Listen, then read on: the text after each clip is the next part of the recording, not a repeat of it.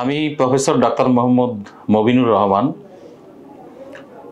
Professor department of medicine Tairunnessa memorial medical কলেজে কর্মরত আছি এবং ঢাকা স্পেশালাইজড হসপিটালে।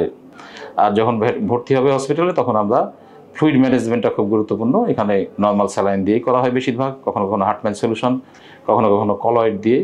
সেটা জুডিশিয়াস ইউজ অফ ফ্লুইড, সেটা হসপিটালে ভর্তি হওয়ার পরে আমরা যারা বিশেষজ্ঞ ডক্টর আমাদের তত্ত্বাবধানে এগুলা সব মানে ব্যবস্থা ওইভাবে বলে দিই আমরা, ঠিক ম্যানেজমেন্ট ওইভাবে করা হয় এবং একটা নির্দিষ্ট সময় পেশেন্ট ভালো হয়ে যায়।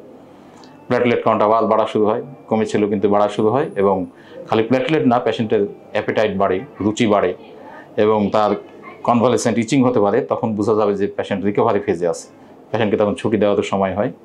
তো এই জন্য পেশেন্টকে আমরা এই যে ফলো আপ করার জন্য হসপিটালে ভর্তি রাখতে হবে এই সময়টা, রিস্ক এড়ানোর জন্য। কারণ এটা তো জীবনের জন্য ঝুঁকি আছে। ডেঙ্গুর ক্ষেত্রে, চিকুনগুনিয়ার ক্ষেত্রে জীবনের ঝুঁকি নাই, কিন্তু কষ্ট বেশি, অনেক দিন যাবত আর্থারাইটিস থাকে। এই কারণে পেশেন্টকে রেগুলার ফলো আপে থাকতে হবে ডক্টরের কাছে, রেগুলার ফলো আপে আউটডোর ভিজিট করতে হবে এবং যদি প্রয়োজন হয় প্রথম দিকে অ্যাডমিশন হলে আরও ভালো। চিকুনগুনিয়ার ক্ষেত্রে যখন একেবারে পা ফেলতে পারছে না, হাঁটতে পারছে না, তো আমাদের জন্য জানতে হবে যে কীভাবে কন্ট্রোল করা যায়, মানে এটা প্রতিরোধমূলক।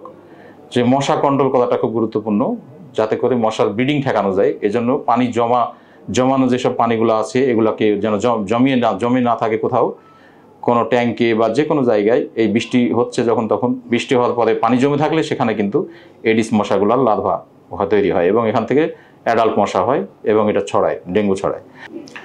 এটা হলো মানুষের ক্ষেত্রে জনসচেতনতা সৃষ্টি করতে হবে, জানাতে হবে সবাইকে যে যদি এরকম জ্বর হয়, এই সময় তো হচ্ছে চারিদিকে, এটা একটা মহামারী আকার ধারণ করছে বলা যায় আমাদের ঢাকা এবং আশেপাশের এলাকায়।